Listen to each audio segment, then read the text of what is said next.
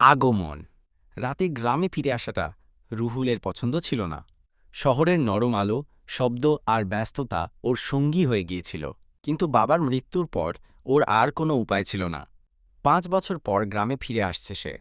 চারদিকে অন্ধকার, হেডলাইটের আলোয় মেঠো রাস্তা কাঁপছে। ড্রাইভার কামাল বারবার আয়নাতে তাকাচ্ছে। ভাইজান, এই রাস্তায় তো আগে এমন কুয়াশা থাকতো না। হ্যাঁ, আমিও অবাক হচ্ছি, রুহুল বলল। গ্রামটার নাম নোয়াখালীপাড়া, একটা পুরনো গ্রাম যেখানে এখনও বিদ্যুৎ পুরোপুরি আসেনি। সন্ধ্যার পর যেন অন্ধকার গিলে ফেলে সবকিছু। তারা যখন বাড়ির সামনে পৌঁছাল, তখন রাত যটা বেজে গেছে। বাড়িটা খুব বড়, দোতলা।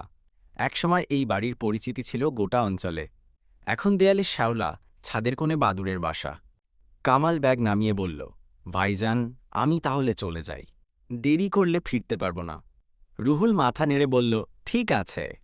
কামাল চলে গেল। রুহুল একা দাঁড়িয়ে রইল সেই পুরনো বাড়ির সামনে।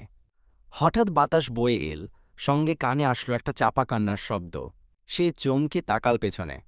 কেউ নেই। ভ্রম, নিজেকে বোঝালো সে। চাবি ঘুরিয়ে দরজা খুলল। ঘরের ভেতরটা ধুলায় ভরা, বাতাসে সোঁদা গন্ধ। সে মোমবাতি জ্বালালো, ধীরে ধীরে ঘরের ভেতর ঢুকল।